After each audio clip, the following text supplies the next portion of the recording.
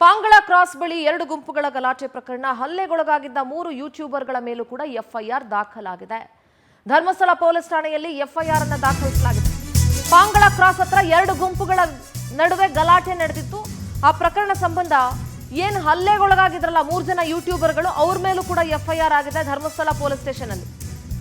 ದಕ್ಷಿಣ ಕನ್ನಡ ಜಿಲ್ಲೆ ಬೆಳ್ತಂಗಡಿ ತಾಲೂಕಿನ ಧರ್ಮಸ್ಥಳ ಠಾಣೆಯಲ್ಲಿ ಸ್ಥಳೀಯ ಹರೀಶ್ ನಾಯ್ಕ್ ನೀಡಿದ ದೂರಿನ ಮೇರೆಗೆ ಎಫ್ಐಆರ್ ಆಗಿದೆ. 3 ಜನ ಯೂಟ್ಯೂಬರ್ಗಳ ಮೇಲೆ 3 ಯೂಟ್ಯೂಬರ್ಗಳನ್ನ ಅಡ್ಡೆಗಟ್ಟಿ ಹಲ್ಲೆ ಮಾಡಿದಂತ ಆರೋಪ ಇತ್ತು. ಈಗ ಅವರ ಮೇಲೆ ಬಿಎನ್ಎಸ್ ಕಾಯ್ದೆ 126, 115, 352 ಇದರ ಅಡಿಯಲ್ಲಿ ಪ್ರಕರಣವನ್ನ ದಾಖಲಿಸಲಾಗಿದೆ. ನೋಡಿ, ಹಲ್ಲೆಯ ದೃಶ್ಯಗಳನ್ನು ಒಮ್ಮೆ ನೋಡ್ಕೊಂಡು ಬಂದ್ಬಿಡಿ. ಇದಾದ ನಂತರ ನಮ್ಮ ಪ್ರತಿನಿಧಿ ಒಂದಷ್ಟು ಮಾಹಿತಿಯನ್ನು ನೀಡ್ತಾರೆ.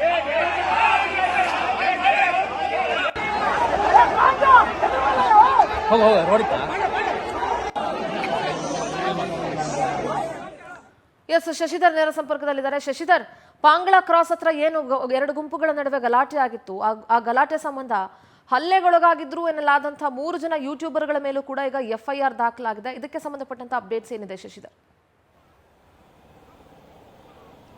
ಎಸ್ ಸಿಂಧೂರ್, ಅಂದ್ರೆ ಧರ್ಮಸ್ಥಳದಲ್ಲಿರುವಂತಹ ಮಂಜುನಾಥ ಸ್ವಾಮಿ ದೇವಸ್ಥಾನ, ಅದೇ ರೀತಿಯಲ್ಲೂ ಕೂಡ ಧರ್ಮಸ್ಥಳದ ಏನು ಇದೇ ರೀತಿಯಲ್ಲೂ ಕೂಡ ಧರ್ಮಾಧಿಕಾರಿಗಳಂತ ವೀರೇಂದ್ರ ಹೆಗಡೆ ಅವರನ್ನ ನಿಂದಿಸಿರೋದು, ಅದ್ರ ಜೊತೆ ಏನು ಧಾರ್ಮಿಕ ಮನೋಭಾವನೆಗಳಿಗೆ ಧಕ್ಕೆ ತರುವಂತ ಕೆಲಸವನ್ನು ಕೂಡ ಮಾಡಿರೋದು. ಅದೇ ರೀತಿಯಲ್ಲೂ ಕೂಡ ಗಾಂಧಿ ಸರ್ಕಲ್ ಧರ್ಮಸ್ಥಳದ ಪೊಲೀಸ್ ಠಾಣೆ ಏನಿದೆ ಅಲ್ಲಿ ಸುಮಾರು ಜನ, 100 ಜನ ಇದ್ದಕ್ಕಿದ್ದಂತೆ ಯಾವುದೇ ರೀತಿಯಂತ ಪೂರ್ವಾನುಮತಿ ಇಲ್ಲದಂತೆ ಸಾಕಷ್ಟು ಜನ ಗುಂಪಾಗಿ ಸೇರಿ ಒಂದಷ್ಟು ಸಂಘರ್ಷಕ್ಕೆ ಕೂಡ ಎಡೆಯನ್ನು ಕೂಡ ಮಾಡಿಕೊಟ್ಟಿದ್ರು. ಈ ಕಾರಣದಿಂದಾಗಿ ಒಂದಷ್ಟು ಜನ ಯೂಟ್ಯೂಬರ್ಗಳು ಕೂಡ ಅಲ್ಲಿ ಪ್ರಚೋದನಕಾರಿ ಒಂದು ಸುದ್ದಿಯನ್ನ ಮಾಡೋದು ಮತ್ತೆ ಧರ್ಮದ ವಿರುದ್ಧ ಅವಹೇಳನ ಮಾಡೋದು, ಈ ರೀತಿಯಾಗಿ ಸುದ್ದಿಗಳನ್ನು ಕೂಡ ಪ್ರಸಾರ ಮಾಡ್ತಿದ್ರು. ಆಗ ಅಲ್ಲಿದ್ದಂತ ಧರ್ಮಸ್ಥಳದ ಏನು ಒಂದಷ್ಟು ಜನ ಭಕ್ತರಾಗಿರ್ಬೋದು, ಅದೇ ರೀತಿಯಲ್ಲಿ ಕೂಡ ಅಭಿಮಾನಿಗಳಾಗಿರ್ಬೋದು, ಅವರು ಕೂಡ ಒಂದು ಮನಸ್ಸಿಗೆ ನೋವಾಗಿ ಅವರ ವಿರುದ್ಧ ಹಲ್ಲೆ ಮಾಡುವಂತ ಕೆಲಸವನ್ನು ಕೂಡ ಮಾಡಿದ್ರು. ಇದಕ್ಕೆಲ್ಲ ಕಾರಣಕರ್ತರು ಯಾರು ಅನ್ನೋದು ಕೂಡ ಗೊತ್ತಿದೆ. ಇದೇ ಕಾರಣಕ್ಕಾಗಿ ಈ ಒಂದು ಸಂಘರ್ಷಕ್ಕೆ ಕಾರಣಕರ್ತರಾಗಿರುವಂತಹ ಏನ್ 3 ಜನ ಯೂಟ್ಯೂಬರ್ಗಳಿದ್ರು ಅವ್ರ ಮೇಲೂ ಕೂಡ ಧರ್ಮಸ್ಥಳ ಪೊಲೀಸ್ ಠಾಣೆಯಲ್ಲಿ ಕೂಡ ಈಗ ಪ್ರಕರಣ ಕೂಡ ದಾಖಲಾಗಿದೆ. ಅದಕ್ಕೆ ಸಂಬಂಧಪಟ್ಟಂತೆ ಒಂದಷ್ಟು ಜನ ಏನಿಲ್ಲಿ ಸ್ಥಳೀಯ ನಿವಾಸಿಗಳಿದ್ರು,